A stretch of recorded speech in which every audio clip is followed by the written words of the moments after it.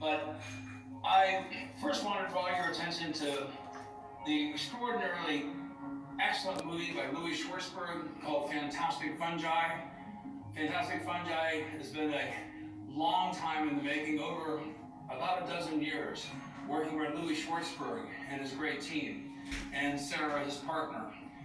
It is because of Fantastic Fungi, it's because of Michael Pollan's book, it's because of John Hopkins' research by Roland Griffiths in 1999, and these are the most recent events. But building up to this moment has been lifetimes of other mushroom experts and people who are in love with nature, who realize that mushrooms are a window into the invisible. Mushrooms are a window into the mycelial underground. Under every footstep that you take, you're leaving impressions upon hundreds of miles of mycelial networks. It knows that you are there. It senses your impressions. Every footstep that you take, you break twigs, you disturb the ground, the mycelium races up behind you to capture those new nutrients. And of great interest to me is the majority of psilocybin mushrooms follow the debris fields of humans. Now I know that pigs dig up truffles, and truffles depend upon pigs to discover them, to spread their spores. We know of cordyceps mushrooms that then can infect ants, and ants climb to the top canopy of the forest in the jungles of Costa Rica and elsewhere, and then boing, a mushroom pops out of their head and the spores fly free high from the canopy of the forest. Well, this is so true, I think, also with psilocybin mushrooms. They're coming to us at a time critical where we need to have another paradigm shift in the evolution of the human species in our consciousness. I suggest to you that psilocybin mushrooms are Einstein mushrooms. They make you smarter. They make you nicer. They make you kinder. They make you courageous. And these are leadership skills. All of you can be leaders in your communities, carrying forth the spirit of the mushrooms and the spirit of kindness and goodness, to extend a helping hand to a neighbor, to a friend, to who's somebody in need. And even though it is natural for humans to want to change their consciousness, one of the best books that was pivotal to me was Andrew Weil's The Natural Mind. It made an excellent argument and support that it's natural for humans to want to alter their consciousness.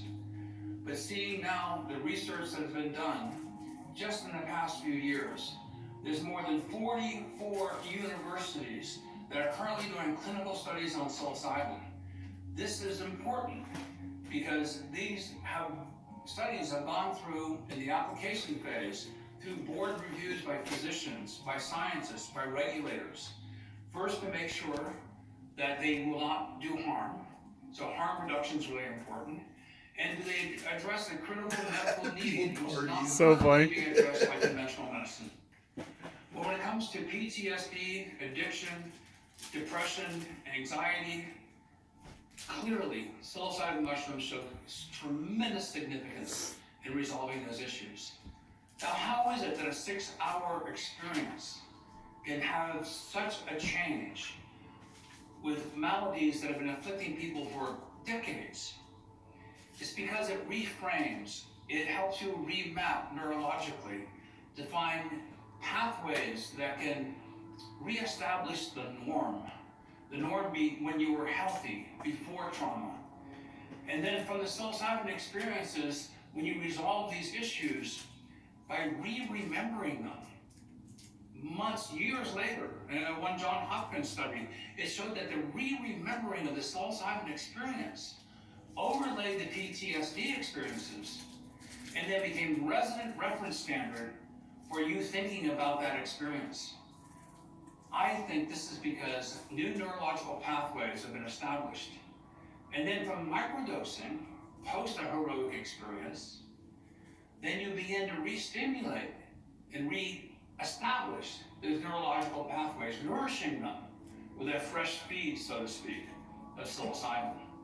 Microdosing, by definition, is subsensorial, below the threshold of a noticeable dose. And so, with my good friend, Dr. Pam Crisco, Ismail and Caitlin, Zach Walsh, and a number of other researchers from British Columbia, we have launched a new app called microdose.me. It's available on the Apple iOS platform, and you can register anonymously. It's gone through a board review of ethics to make sure it's compliant. This anonymized data then is put into a meta-study. We are now unveiling this meta-study statistically to look for significance. More than 4,000 non-microdosers entered into the study. These are people who have not tried any drugs for microdosing. And we had, interestingly, about the same number, 4,000 plus, who did microdosing with psilocybin. The results that we've seen so far are astonishing. The p-values of significance, and this is a scientific term statistically important when you're doing research. A p-value of 0.05 means you're 95% confident the data is real, is valid. A p-value of 0.01 is 99% confidence. Our p-values are multiple zeros before you hit one. Statistically extraordinarily significant. And this is microdosing with dried psilocybin mushrooms that are variable in their potency. The people taking the microdosing are taking them intermittently, not the same number of times per week. And then the receptivity factor of the individual biology is something that I think would be a big variable. Despite those three confounders and variables, we're seeing a strong improvement in mood, a decrease in depression and anxiety. Now, this is important to me personally because I had a profound stuttering habit and I could not speak without constantly stuttering. Interestingly, I didn't stutter to animals, and I didn't stutter when I sang. I'm not a good singer, so you don't want to hear me sing. But it's a social anxiety, I realized. And for my heroic dose of psilocybin, I began the journey to realize that I love myself. I know I'm a good person. At heart, deep down inside, I know that I love myself. And when I realized that that was more important to me than what other people thought of me, then it healed me emotionally, and my stuttering went away. Now, this also means that the reduction of anxiety improves your ability to communicate with your family, with your loved ones, with your children. This is a huge opportunity for us to create a paradigm shift in the emotional intelligence, the psychological health, the mental health across the board, helping people not only with anxiety and depression, but also with addictions. There's a very good meta-study that's showing that people who dose with psilocybin have a statistically significant reduction in criminal behavior, reduction in larceny, burglary, violence towards another partner.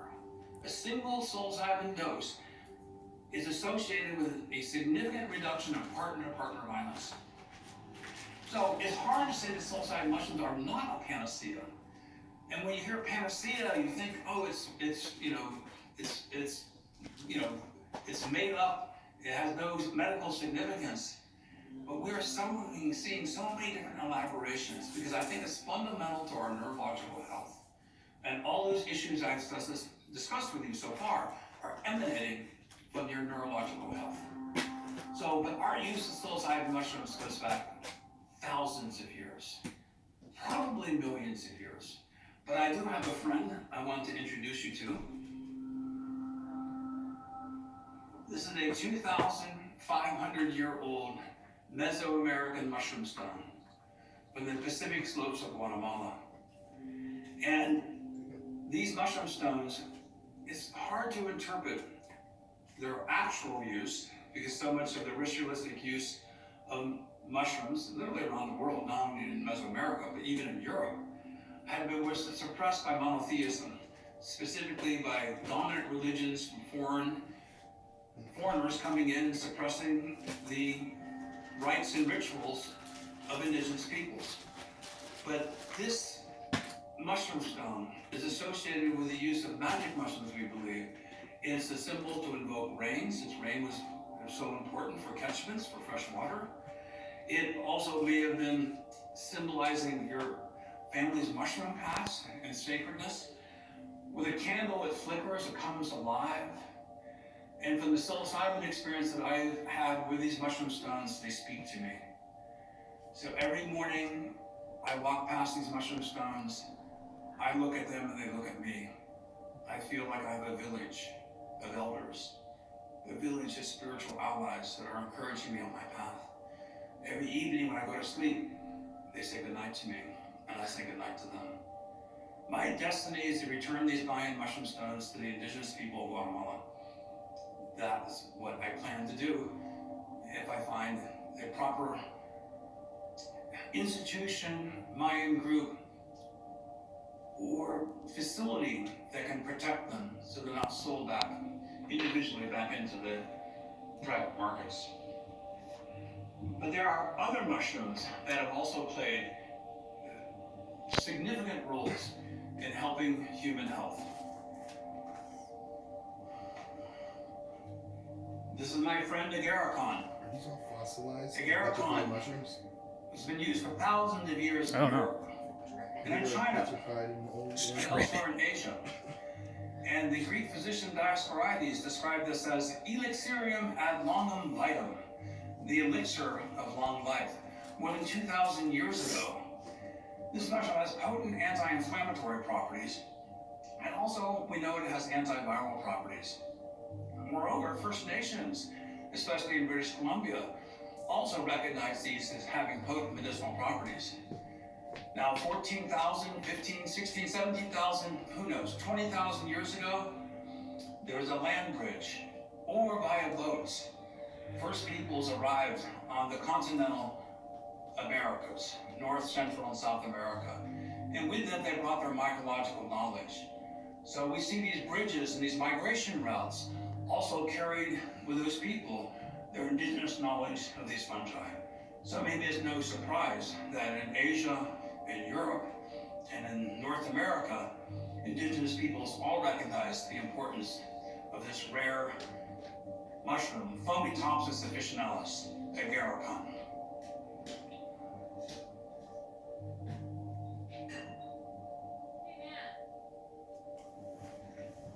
We face many challenges on the near event horizon. Ecosystems are being decimated. Humans have overpopulated the planet. We are extracting more resources than we're reinvesting into the ecosystem that's giving us these benefits, which are temporary and short-term, and can spell disaster for future generations. The advantage of growing fungi is we create soils. Right.